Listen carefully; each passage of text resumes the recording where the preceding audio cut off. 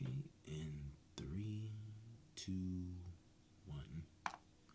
Hello, everyone. Welcome to the Fighting Roundtable.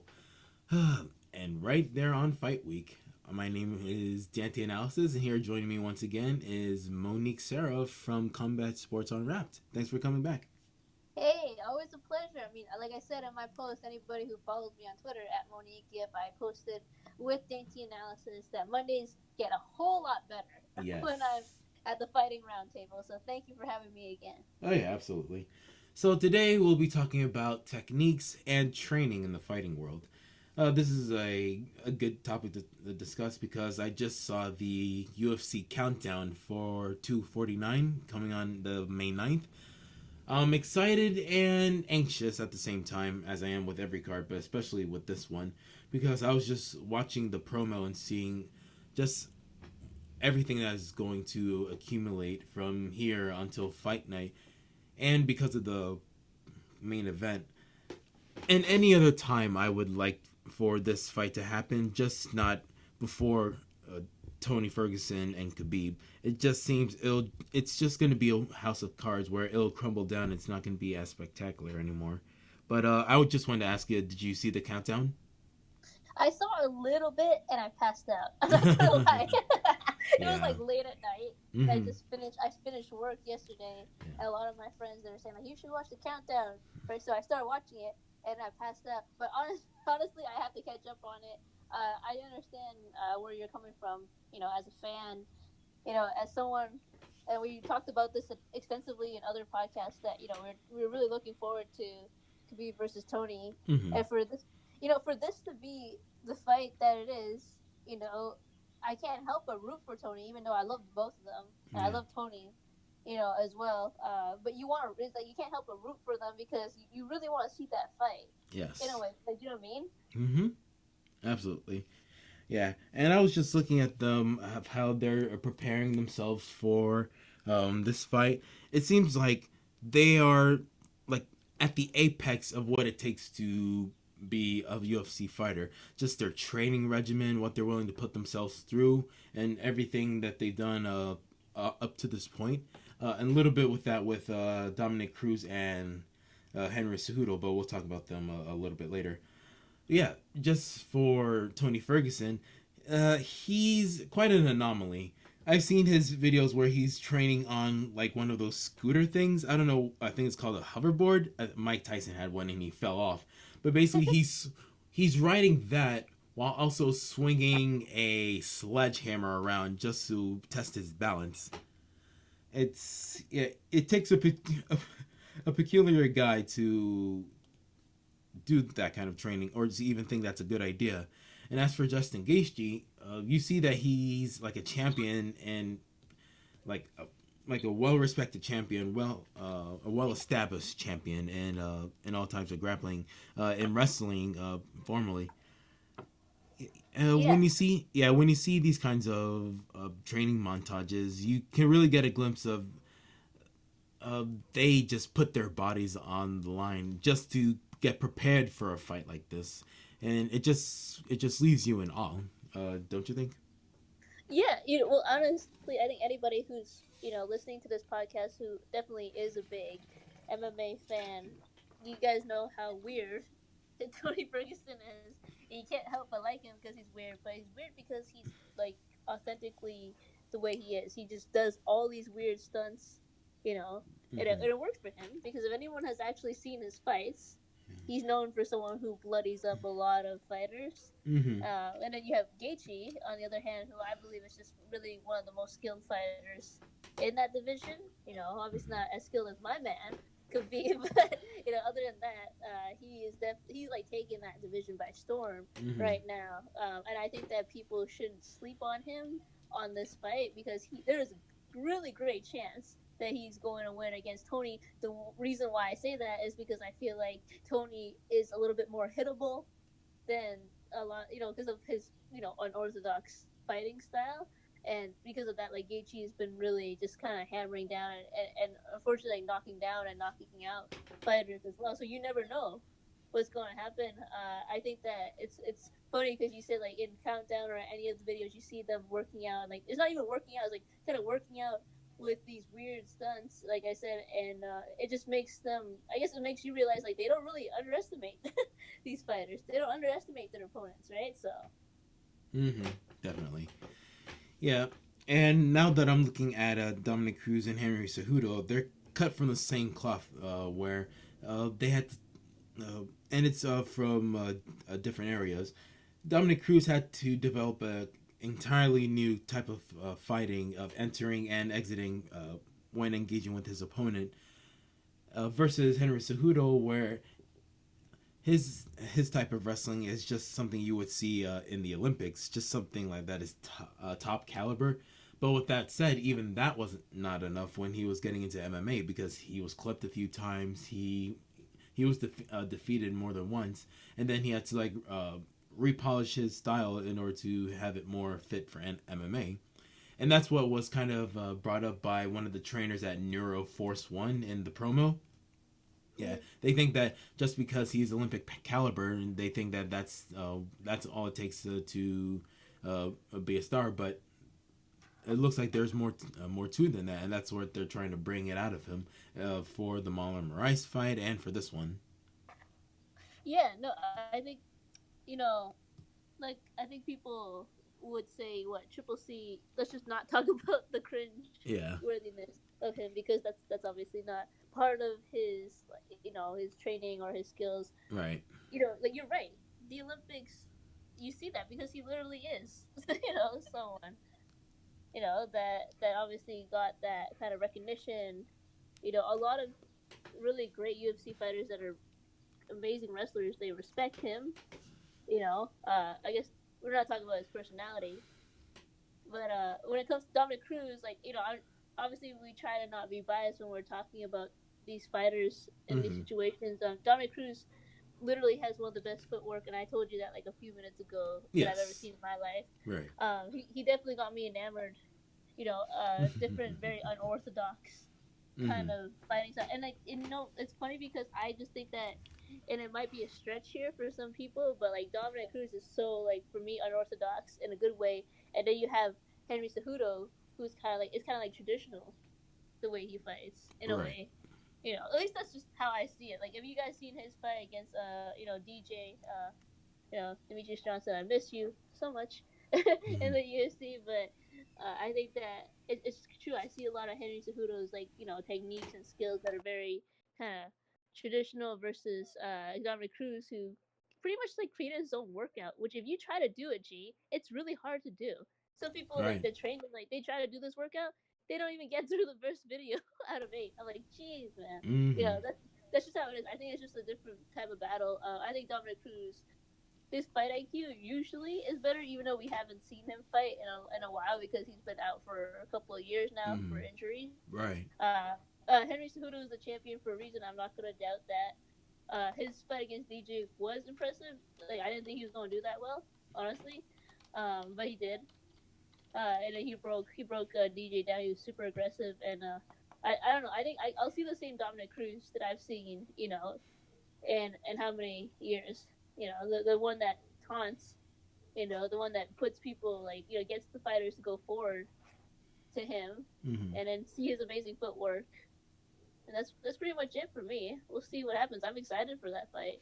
Yeah, and you can see how this training bleeds into the ring, and bleeds into the octagon, and that's only because of how their mentality works when they're training, and how much they bring that into the fight, because it's usually 50-50 whether or not what a person does in a gym or a fight camp actually shows in competition.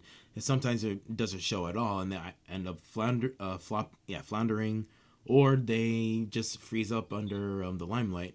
And other times they even perform even better in the spotlight than they do in the gym. It's just for different. Yeah, it's just a different time. It's just a completely different mentality, and I think that varies from person to person. With Tony, Gaethje, Dominic Cruz, and Cejudo, you don't see a lot of that kind of hesitation because they're professionals. basically the top of the top in their divisions and in their sport of MMA. What do you attribute that kind of high mentality to? Or do you think it's just something that is just part of the culture, something that is gained? What do you think? I think that okay, so it's a weird, question to ask because I think sometimes this whole, that mentality, that's kind of like sometimes you have it, Yeah. some people don't. Mm-hmm. We've seen a lot of fighters that, like you said, they could be top of their game. Mm-hmm. Like people do talk about them. I always use this example. Anybody who's obviously listened to this podcast will know that I use this example all the time. Kevin Lee, again, Yes, one of Kevin the Lee. right. It's just so easy to pick on him. No, I'm kidding, but but it's true though, right? Because he has all the tools and to actually perform well. But then when he actually performs, Mm-hmm. it's not consistent. Dominic Cruz, I feel like he's always had that mentality from a young age. And a lot of people that have known him that are big fans of him Mm-hmm. will know that he's gone through a lot of adversity when he was, obviously injured. And I can't even imagine, right? Mm-hmm. Being out for that long, Right. and you were champion, and then you had to come back, and obviously you got that chance, and you win the belt, and now you get injured again, Mm-hmm. you know, and it's literally what it is, Yeah. right here, and I think that he just, I think Dominic Cruz always had that mentality. He's a lot of people know him for not just his footwork, but obviously his trash talk, the way he can get into like the mental warfare of other opponents, and obviously I think it helps him a lot. And then when he performs, if anybody has seen him, like he's amazing. Yeah. Whether he loses or not, Mm-hmm. he's amazing. And Henry Cejudo has adapted that kind of like, you know, what's it called, cringe, triple cringe, whatever it is, like that he uses, but he uses that to his advantage. Whether Yeah. it's in the ring, he uses that to his advantage. He uses the crowd, he uses the media. Mm-hmm. Same as Dominic Cruz, obviously, and I think that because of that, like he has it, and I don't think he has to force anything. I think he's just really cringeworthy, Mm-hmm. in general.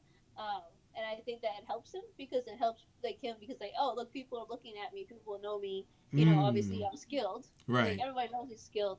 So it's not like a question about that. It's all about like if he can use that to his advantage in the ring. And then I guess we could talk about Gaethje. Tony is like, like I think said in the beginning of this podcast, like he is one of the most authentic, fighters, people in general in this sport, in my opinion, because he's just so freaking weird. But like that's who he Mm-hmm. is in person. You Yeah. know, Yeah. he's Yeah. the Tony Ferguson that goes into the ring and freaking like glides in the ring Yeah. and dances, and he's still the same Tony Ferguson that like messes people up and is Mm-hmm. known for getting all these bloody shots and all that. I think that he has it. I think that Gaethje has always had it. Everybody who's ever saw him fight before in Mm-hmm. his other promotions, he's always been not just skilled.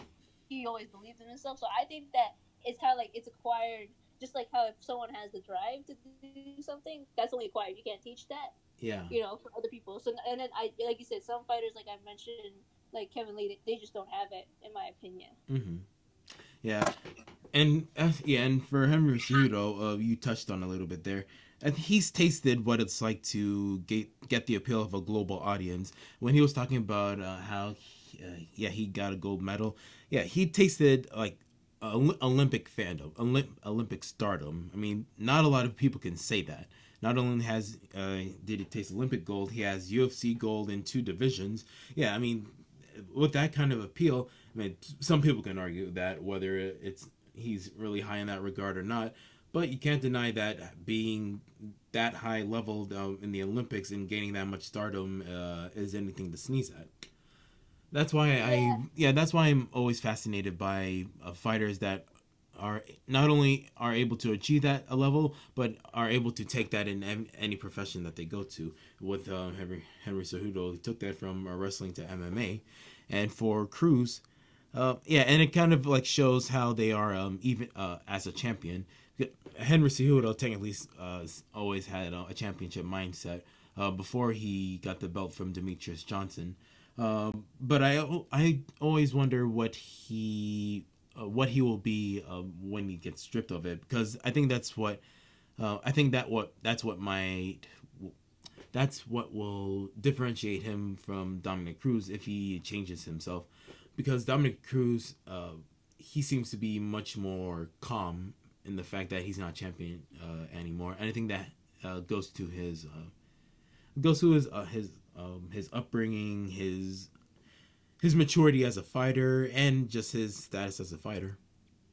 Yeah, no, for sure. Because anybody who knows anything about Dominic Cruz, I'm a huge fan. But anybody who's ever researched him, and knows anything about his upbringing, he really credits it to his mom. Like he's very close, Yeah. right, to his mom for Yeah. sure. I think he's obviously a little bit more mature. He's been in the game for so many years. Even though like some of the years he wasn't actually active, he was still commentating. He was still in the works in the UFC, but just different types of kind of jobs versus being a fighter. And I think like for him that kind of helped him see the other side, because like you said, even though Dominic Cruz is not like hasn't tasted Olympic gold like Henry Henry Cejudo, he is still someone who's super well rounded. When he lost his belt to Cody, that devastated me. But like he wasn't like he was devastated, but he wasn't. You know what I mean? Because he was just like we lose. He was the better fighter in this game, and like you don't see that a lot sometimes, in the fighting world. Because after you lose, Right. like I'm gonna say this right now because I know people are listening, but when some fighters lose, like I don't know Alex Hernandez, you just see that side of it, and then but you don't see that and Yeah. Dominic Cruz because he knows that like number one. It's a fight. One person's gonna lose, one person's gonna win. And unfortunately, Cody pretty much is a freaking Dominic Cruz beating machine. That's literally what they groomed him to be Yeah. in I was Team Alpha Male, Mm-hmm. and because of that, like he won, and then Dominic's like, it's not over for me, And I think that's just the mentality of him having to like talk to himself and like he believes in himself so much. Triple C, like he got like stripped of that, I guess, title because he was in two divisions too. Like a lot of these fighters, they always get stripped. Mm. Conor McGregor is another one, but basically, I think that it's not fair to hold two divisions, you know, on hold. And I get people or Dana White stripping them of the title, but like I'm just excited to see this one fight because I think that their mentalities are kind of different. You have Mm-hmm. like Dominic Cruz, who's like I don't know, he's been in the game for way too long, pretty Right. much. Like he honestly has, and then you have Triple C, who hasn't like he's tasted a lot of stardom, but it's just only the beginning, Mm-hmm. And Dominic Cruz has like been through all that like already. So I just think that different mentalities, same goal obviously, and Mm-hmm. same goal in terms of trying to beat the other person. And I think like Henry Cejudo has more to gain because you're facing one of the legends Mm-hmm. of bantamweight. Yes. Yeah, and while I was watching this and finishing this, I just take a step back to see just how fascinated I am of the whole UFC roster, just what it takes to become one. Yeah, and especially to become a fighter that bludgeons their enemy as badly as these four do. Yeah, and that's not including Francis Ngannou and Rosenstrike. Uh, yeah, what do you think it takes to like have a mentality like that, where you want to like dominate someone, not just like competition wise, but it's like in the manner of which you do it, like the way that Tony Ferguson does that. Like I have a kind of a morbid fascination with people like that really revels in uh, giving that amount of pain. It's like a sadomasochistic kind of mentality when fighting. Right. Would you Yeah. agree? So what do you think it takes to be like that kind of I don't know sadistic, but just that visceral? Oh man, I mean like honestly, I think that like I'm not gonna comment on myself or anything, but Mm. I think there's something within you that's so hungry, that's so it's kind of like that morbid mentality you just have there. You're like I just want to see them bleed, like what I mean, like Right. that kind of desire, that carnal. It's very carnal. It's very like obviously you can think back to anthropological, Yes. Yes. like That makes all sense. that just like wanting that. I think that we can talk about anthropology and like pretty much people like talking about how men, women, their roles back then kind of thing, and obviously the men when they were going out to hunt, like they just or going out to war, Mm-hmm. that's what they were thinking about. I think that Tony Ferguson, especially if we're talking about him, like he has that. He's always had that. It's like Mm-hmm. nothing satisfies someone more than seeing the other person suffer. Like, it's honestly, it's like it sounds, Yeah. the way it is, but it's true because I think that some people inherited that just in general because they been through a lot of experiences in their life, and Mm-hmm. there's one thing that's so satisfying, more than the rest, and I feel like some people, the one thing that satisfies them the most Mm-hmm. is to cause other people pain or to actually inherit the pain. They're like, I Yeah. like the pain. Some Yes. people say like, I like getting body shots. I like getting knocked out in the head. Yeah. Because it's all about the game. Like I think like Tony Ferguson, like he's one of those people that the reason why I like him is because he embraces everything about the Mm-hmm. game. Yes. You know, I've never seen him really make any excuses Mm-hmm. like compared to other fighters. It's because the other fighters, I don't think they're as like Tony Ferguson lives, breathes, eats, you know, Mm-hmm. shits like MMA. Yeah. Like that's what he does. Like Yeah. that's literally the reason why I say like some people just have that within them. I don't think that there's something that makes them that way. It could be some experiences, perhaps. But other than that, I think it's like Right. within, kind of like drive is within, like this whole carnal desire to cause pain and to inflict pain and to, I guess, take on pain is Mm-hmm. something that you can't just teach someone, Yeah. right? Yeah, that's definitely true. Yeah, it's something that yeah, there's just some things you can't learn. Like so, just like there's like some genetic like biological realities that you can't get through training, like with Mike Tyson's power or Francis Ngannou's power. Yeah, there's some things you can't train physically. There's also things you can't train mentally because some people aren't can't just get to that level unless they felt that or been groomed, like for lack of a better word, that through birth in order to get to that level where they want to carry that into training, carry that into competition, and just execute the fruits of their training through that mindset. You know. Yeah, I mean, like I said, I think like it's funny because I feel like the theme of my answers, a lot of this for this podcast episode is basically, you can't teach someone that. It's something that I think that you have to find within, honestly. Um, and it's only like the fighter that can do that because Yeah. you can have people that you say they want it, Yeah. but they really don't live, breathe, eat, whatever Yes. MMA. True. Yeah. Yeah. So that goes on to my next question, just to broaden it a little bit. Uh, how do you see this kind of ferocity bleeding down onto other into other fighting camps, into other fighters, into the audience? Because it's kind of like a feedback loop. The fighters give the fighters give the performance. The performance inspires the crowd and inspires some members of the crowd to do it too, and then and the members that were in and the members that become fighters because of the fighters that inspired them, they want to emulate that, and so once they bring up that kind of performance, it goes into a feedback loop where you get more of that. But I don't know if you'll ever get that kind of a fight that you would from Tony Ferguson. Yeah, there's like yeah, you can. I heard in the promo that, or in some like fan made promos that you'll. I don't think there'll ever be another person like Tony Ferguson. But do you see anything like that coming up that might go against that?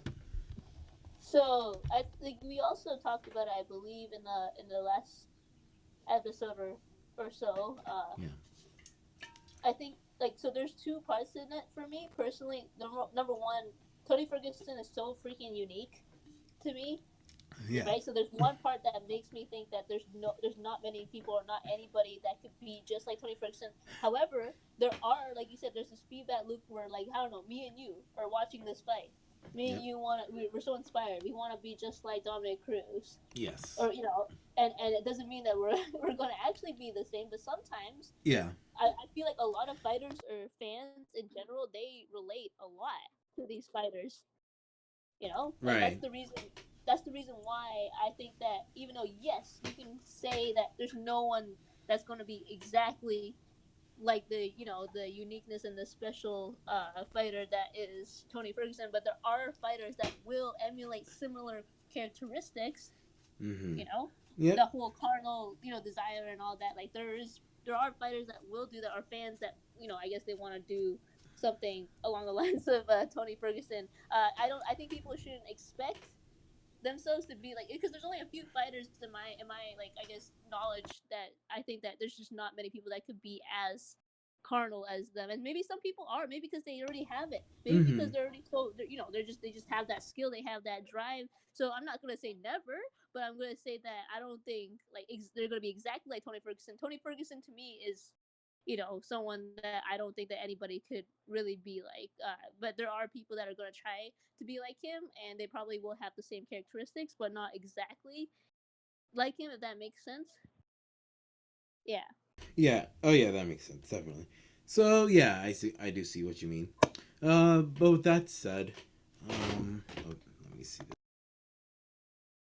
Yeah, but with that said, how do you yeah, how do you see this influencing training? Because I kind of had this funny thought that because of how Tony like throws his elbows, I think you'll see people trying to do like elbow training, like trying to, or maybe that's already a thing, trying to like get hits on a spinning bag or just a heavy bag, or even trying to, I guess, calculate how much time, how fast you have to do, or uh, how far your shoulder has to be from the person's skin in order to cut it, that kind of thing. I wonder how much they'll break this down into a science, how much it will influence them. How far do you think it'll go influencing Um, training? I mean, that it's really. I think it's funny because like this question is kind of you can go in different perspectives. There's different types of disciplines out there. There's a lot of fighters that even though they train all of martial arts, there's always that one discipline that they're probably the best at. And I think that I guess let's just say me and you, like we're training jujitsu, right? And we're training for a fight, and we want to emulate Damian Maya because he's pretty much one of the best jujitsu fighters in the Right. world. So I think that we tape a lot of film study. It's not like we're athletes from other team sports in a way. I think that that could influence a little bit, just because you know that either your opponent is similar like that, or you want to be like that because you want to have this game plan that's going to beat your opponent in a way. I think that a lot of camps, they do try to like test the limits of fighter, try to challenge them to be the best kind of version of themselves, especially with maybe one or two things that they're looking at from other fighters. Right. It's tough because the science of it. I mean, like you can test that out technically. There's actual stats. Talking about other types of qualities like speed, velocity, power. Anybody who knows anything about UFC, they have like that. What's that, like the punching bag thingy where they see how how powerful you are, Oh yeah, yeah, yeah. kind of thing. Like you can talk about that. You could talk, but I still think, like, I guess from my background, being someone who loves team sports in general, like, if you look at other fighters, and I still do that too. By the way, I was telling Jim, Mm-hmm. like, after this, I'm literally gonna watch highlights Right. of these fighters, right? Even though obviously I don't necessarily train, as much as they do, but it's the same thing. You still look at Mm-hmm. fighters still look at other fighters. Fighters are at the events for other fighters in their division, trying to get a glimpse of what they can expect in a way. At least that's the perspective that I hold, because you can't really control what's going to happen in the fight. You can't. It's Right. literally somewhat impossible. Like, Mm-hmm. unless you just, I don't know. You just like, you really know what's going to happen in your psychic, but Right. all you can do is really, like you said, like, how is this going to affect the training? I'm like, it could, in a sense where you have a game plan because you see other fighters that you're probably going to face literally, do most of these moves. Mm-hmm. But you can't really predict it at the end of the day. All you can do is really look at the tape or look at the fights. Like, a lot of fighters that are at the fights already, look at your opponent, a retention opponent and just prepare for it. I don't know. It's hard to think of it as an actual, down to a science for Mm-hmm. me. Right. Yeah. Yeah, I see. But then again, I do see that there's some aspects of Tony Ferguson's training, uh, and from the other top guys training that you can take to heart, and other fighters can gain some somewhat inspiration from this, and it'll evolve the game a little bit more. For instance, I see that Tony Ferguson does a lot of CrossFit stuff. No matter what your opinion is on CrossFit, there's a little bit of that can be helpful. Uh, Gymnastics, especially. I know that. Yeah, there's. I saw that it was it Kamara Usman? Yeah, it was Kamara Usman Yeah. that he did some weighted pull-ups in order to condition himself. I've been a fan of gymnastics for quite a while, and I've been trying to do it in my home gym because of the quarantine. Yeah, just to see how I guess fit I can be without going to a gym, or since I've been far away from my Brazilian jiu-jitsu gym, I've been just trying to do what I can to stay active. I just wonder how much of that can be effective to fighters, and whether or not that will change their mentality, just change their entire game, just based on what skills they gain, or what physical attributes they attain just from that kind of training. Yeah. I mean, I wish, number one, I wish that I could do all those different kinds of, I kind of it's kind of like extracurricular activities, but Yeah. obviously based on, helping them physically in whatever aspect it is, flexibility, speed, all that, strength Right. conditioning and all that. But Yeah. I think Yeah. it Kind of does like help yoga. for sure. Yeah, I think it definitely helps. I think like cardio wise, it could, like, depending on what we're talking about, especially, it definitely could help. Strength as well. Cardio is a huge one because I just think, like, personally, when I'm talking about different fighters, I think about their, how good their cardio is. Cause that's literally how I see it. Like, can they withstand 3 rounds? They're Say fighters again. like what Claudio. So, like, basically, I was saying that, like, cardio is a big thing for me because that's Oh why I yeah. think that other extracurricular activities could affect that for sure. Yes. Oh, And 100 obviously percent. strength conditioning.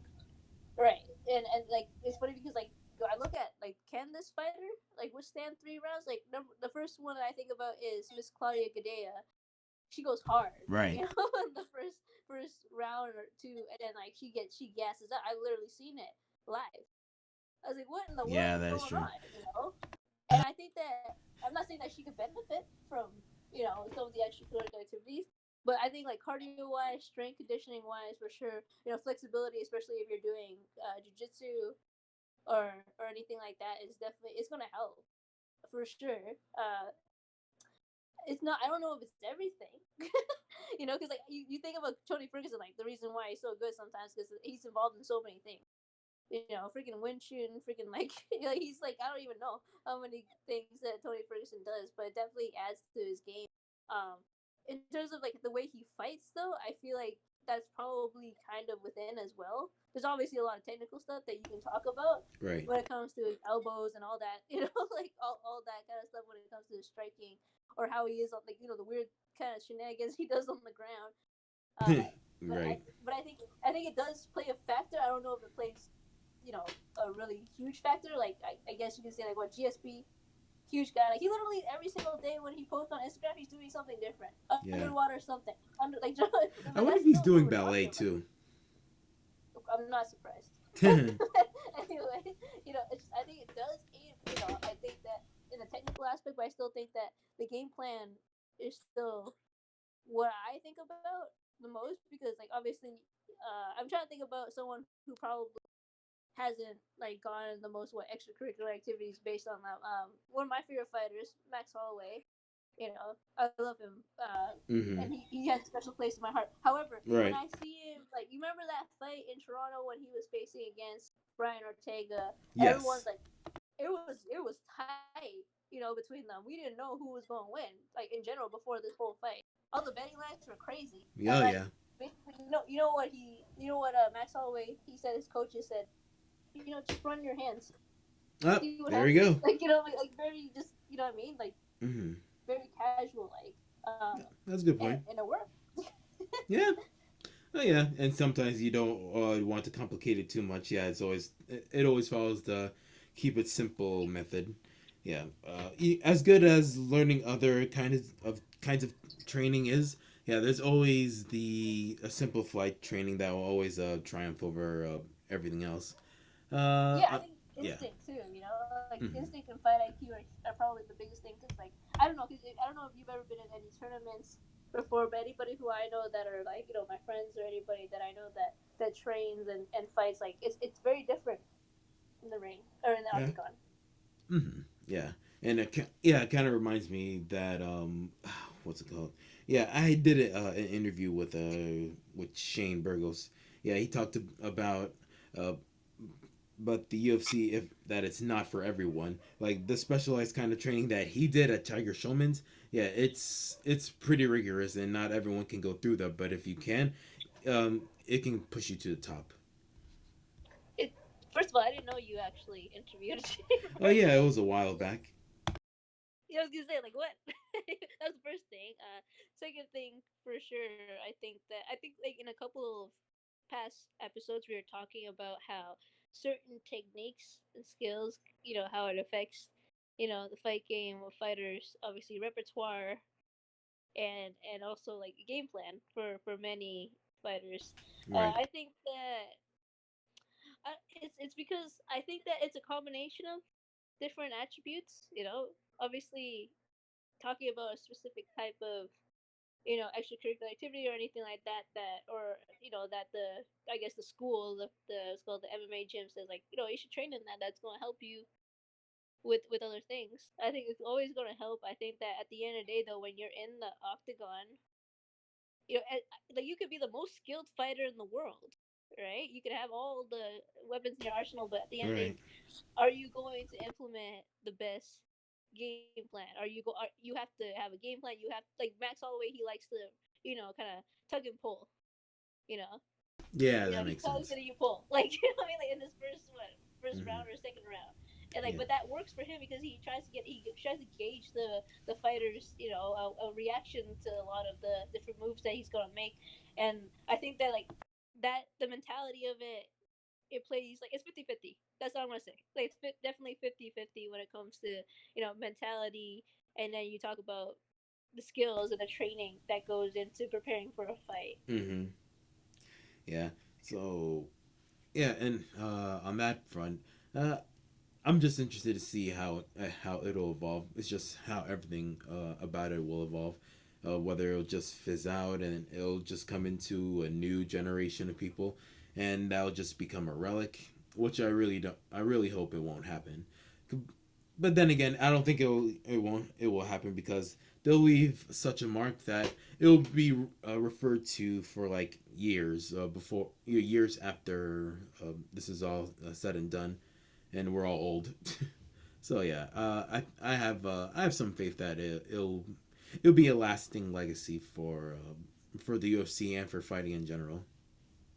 Yeah, me too. I think that, like you said, like you're interested in terms of like the trend, Mm-hmm. than how this is going to, I guess, affect a lot of the fighters coming into it. I think I've seen a lot of fighters that are up and coming. They obviously have a lot of skill, Mm-hmm. right? But I honestly care more about how they're gonna perform because how they perform is not just about their skill. It's about like Yeah, how they make decisions, how they listen to their instinct, what they're gonna do next, how they transition on the ground. yeah, You know what I mean? Like that to me is probably more important because like you can see how many like not as skilled fighters, you know what I mean, in terms of like technique wise, yeah, that you see, especially what heavyweight, yeah. Exactly. right? But they still get it done. Yeah. Obviously, whether it's on the ground or standing up. Uh huh. And even that's evolving because they're becoming much more mobile. Yeah, I agree. Like yeah, for sure. Like some of Mm-hmm. them I'm trying to think right now. I haven't seen heavyweights fight in a while, and obviously, what Zingano, Rosenstruck. Like I'm excited for that for Yeah. sure. So yeah, while we're there, we can talk about fight predictions. Oh my Uh, god. yeah. So uh, I'll be going for the favorites. I want Tony. I was going to go for Tony to win, Cruz to upset, and from the other fights, I'll go for No, not Rosenstrike. Ngannou to win. How about you? Funny enough, it's you always think about Dominic Cruz being a favorite before, because like before he got injured and all that, and then Yeah, for sure, I Cruz is gonna upset, in my yeah, opinion. Anybody who's betting, but bet on that. Like, you know what I mean? yes, That's the one thing for sure. I say, like, please bet on that. Not saying that Cejudo can't get it done. He can. He's very skilled. yeah. But Ed like, Strong. Cruz, right? He's strong. He's skilled. But I think Cruz could get into his head. It could. It could happen, even though they're both very kind of weird in their own way. One is very like about trash talking, the other one is just cringeworthy altogether. And then, but I think that it's not gonna be like a dominant fight. Like, you know what I mean? I think that it could be close for me at least. Maybe I'm just reading it another way compared to other people, but I think that Cruz, his footwork is something that you can't match. I mean, like, okay, so Greg, we are totally gonna do an episode. Like, I have an idea. Oh yeah, oh An yeah. We can talk about it opinion. afterwards. Yeah. I definitely have an idea of an episode that'd be super interesting to talk about. So, Mhm. okay, and then who else do we talk about? Tony for sure, Mhm. favorites wise. Yeah. That I think he's gonna win. I just think he's so freaking weird. No, he's so Yeah. unpredictable. Like, the only thing that I told you I'm scared about is that he's kind of hittable sometimes. That's mine too.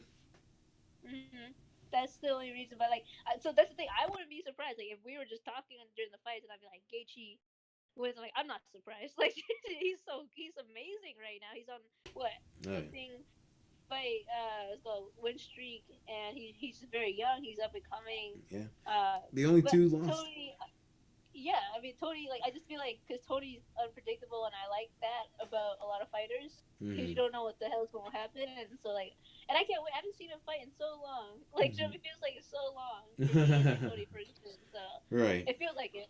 So okay. So in terms of what are the other fights that I guess you were interested in talking about All right. that made you pick? Yeah. Francis Ngannou and Rosenstrike was another. Yeah, I was interested in Uh, Ngannou. I think Rosenstrike will give him some things to think about, but I think Ngannou's a little bit cleaner, and I think he has a little bit more power to bring to the table than Rosenstrike does. Ngannou for sure. I Mm-hmm. think that I was talking to somebody recently, and we were talking about how I think that Zingano really upped his game because like it's like obviously we can talk about this whenever, but basically I think that Zingano after the whole Stipe match, he really people thought it was just cardio. But I think it's both. Like he kind of like got tired because that was a lot of pressure on him. With Stipe pretty much covering him and hugging him the Yeah. entire time of the match. So I think that he can definitely up his game Yeah. right now. So I think he has.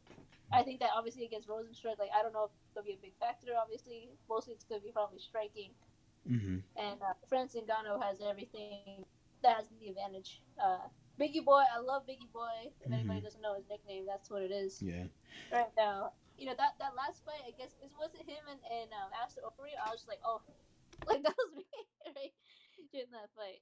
Yeah. It was just too kind of blah, and then until the very end, I don't think it's gonna happen. Like, what I mean? I think it's definitely gonna be, full of action. Hopefully, please, I'm Yeah, like oh God, praying right now. please. Yeah. And I guess who are the other fights? There's so many Yeah. that Oh yeah, I was about to go over them. Yeah. Jorgen De Castro versus Greg Hardy. I'm gonna root for Castro because I'm a sucker for underdogs, and I do like his story that he has an entire country behind him. So if he brings that kind of mentality into it, I think it'll be an interesting fight. Also, who else? Nico Price versus Vicente Luque. That's gonna be I interesting. now I say I because I'll get to that in a little bit. So Yeah. okay, we'll talk about De Castro. He is amazing. Yeah. I think he's going to win against Greg Hardy. If anybody hasn't seen this man fight the last few, just go ahead and look at the highlights, or I'll send it to you, or Greg will send it to you because you need to see this man fight. Like Greg Hardy, I'm sorry, like it's not even about the fact that we're talking about his domestic Yeah. abuse Yeah. issues or Yeah. anything. Like it's not even about that. It's honestly that he's not well rounded. Right. You know, the Castro's amazing. So I think that he definitely is going to show Greg Hardy, like, just because you're freaking like what's it called former NFL football player. Right. Like doesn't mean that you won a few fights by what disqualification or something like that. Like a Mm. few of them. So that like besides that, like he's going to show him. And okay, so we're on the same page for that for sure. And then okay, Vicente Luque and Nico Price. Yeah. Vicente Luque is someone that I've literally followed for years, Uh huh. years during his, especially like right before his tough years too. Hmm. I followed him, and I was like, and he was, he was kind of like it was inconsistent in the beginning, but then like he's now growing into his own. Like obviously the win streaks, and one of them was it against Mike Perry, I believe, recently. So like that was impressive by him. I think that Nico Price has been on a roll. So anybody who has ever seen his other fights, this man like freaking knocks someone out, like in how many seconds, and it's just very really fun to watch. And I think Vicente Luque is smarter than that, obviously. So I think that, and then technically sound as well. Who do I think is going to win? Okay, people are going to hate me because they know I'm a huge Vicente Luque fan, but I think Nico Price could have Ah. this one. I Gotcha. think he could. I think he could because of just everything that I've seen so far by him. This what's it called Vicente Luque is he's technical, but I feel like he definitely waits, and has someone, try to strike him first, and he counters. If that, what I mean? Like that's just how I see Right. it for Luque. But I don't know, man. I feel like I'm a fan. I'm like saying the opposite. Like, I don't know why my gut is saying Nico Price is gonna win that fight. Right. You know, Mm-hmm. it could be in the second round. That's what I'm Mm-hmm. thinking. Yeah. The other one I wanted to talk to about is Uriah Hall versus Ronaldo Souza. I'm rooting for Uriah Hall in that one because I see that he's like part of the mental thing we were talking about in the beginning of this podcast. He's been dealing with a lot of that, and that's been affecting his performances. But in his last one, it felt like he was really overcoming that. So I think he'll become even stronger, and I think he'll be in a better headspace in this fight. Oh man, I love Uriah Hall. Mm-hmm. I think like me and you are probably on the same page where we know how great he fights Mm-hmm. and how technical he is. But Yeah. I think what, you never know what could happen. I love a good like comeback story. I love Yeah. the fact that I'm not saying anything against his opponent. I actually do respect his opponent a lot. But All right. Uriah Hall to me just has more weapons. A lot of resources to really hold his own, especially in this fight. So, and I hope that, like you said, in terms of the headspace and stuff, like get it, man. Like Yeah. this is pandemic. You're fighting in a pandemic right now. Exactly.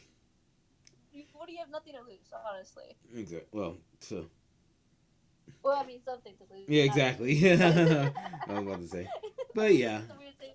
Mm-hmm. I, No I mean, for. there's just so many fights. Like we could talk about the next few, because obviously we got May 13th, which is the day before my birthday, Hey. and the 16th, and obviously me and you are gonna do an episode right before the May 13th card because I definitely need Mm-hmm. something like that and just talk about the fights. And I was already talking to you about fighters Uh-huh. that I know that are going to be in that card. So I think it's going to be a good idea. Obviously, I'll obviously tell you the idea that I have for an episode. That is something that it's kind of more specific. But I think that a lot of the fans out there would be interested because it breaks down one specific concept or event. So Oh yeah, we'll definitely go into that. yay! Yep. So yeah. Anything else you want to discuss? I was thinking of also looking into. I was also thinking of looking into the situation with a BJJ because I saw that there's like some technique. There's like a technique controversy talking about. Oh yeah, you went over the Craig Jones one with And Valenhouse Van Halleras. yeah, Vanny there's another something. one. Yeah, I There's a forgot his bunch. name. There's a What bunch was of it? that he did. There's a few that he like competed in. Like so, the last one, the one that just happened was Vinny Yeah, Vinny Magalhaes. Halleras. Yeah, yeah, him. Yeah, Yeah, he was talking about how leg locks don't work, and oh boy did he eat his words on that one. But yeah, it's but yeah, it's basically if you know how to do it right. There's it kind of gave hope to the fact that leg locks do in fact work. But maybe it's just like a maybe it's just the way someone did it that was the problem. Yeah, because that's how I always approached a problem with submissions or any kind of technique, like ones that have like a low percentage. It's not so much that it doesn't work, and maybe it's just how they're doing it doesn't work, or the person they did it to didn't work, and you might have to find a variation with that person or with that technique in order to make it work. What do you think about that?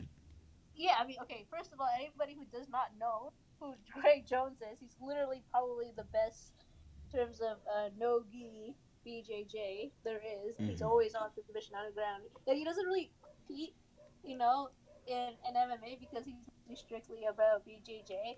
But I think that like Craig Jones, like anybody who knows him knows that he is the absolute expert. Always gets that leg lock. It's kind of like how what people talk about Ryan Hall, right? And you know, in MMA, and they think about like how he's just always getting it, and like I think it depends. You know, I think it could be technique. I think it could be obviously the beauty that arises from that. Some fighters, I guess, well, when they compete in these matches, they see the opportunity. You know, it could be because of that person who does the leg lock or whatever kind of submission it is. Some people are more skilled than others. I feel like some people have like they have their signature move kind of thing, and that's something that they'll always be good at. Anywhere, any position, they can get you in a leg lock, or any position they can get you in a choke kind of thing. Yep, You just know, like Tony Ferguson endorses. no, for sure. Like that's the thing. Like I think it depends. Some people are just that good. I don't even know how to Yeah. describe it. You just see it. You know, it's not because they do anything different. Perhaps the position could be similar, but the opportunity and the way like they do it and how they transition into that position is probably one of the reason why you see people like Craig Jones always getting that like and submitting people. Um, yeah, I don't know. I don't think that I think that technique has something to do with it, but it also has to do with like timing, speed, Right. opportunity, transitions, all that, which is probably big parts All right. of being in those matches. And you probably know if you've been in tournaments Yeah. before. So Mm-hmm. Oh yeah, definitely. Yeah, I faced a couple of leg lockers myself. Yeah, they're yeah, it's an ordeal. Yeah, for sure. yeah.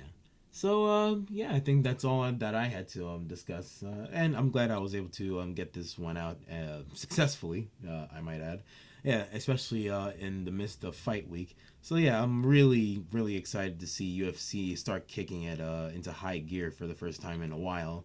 So yeah, I'm just glad everything is getting back to relatively normal.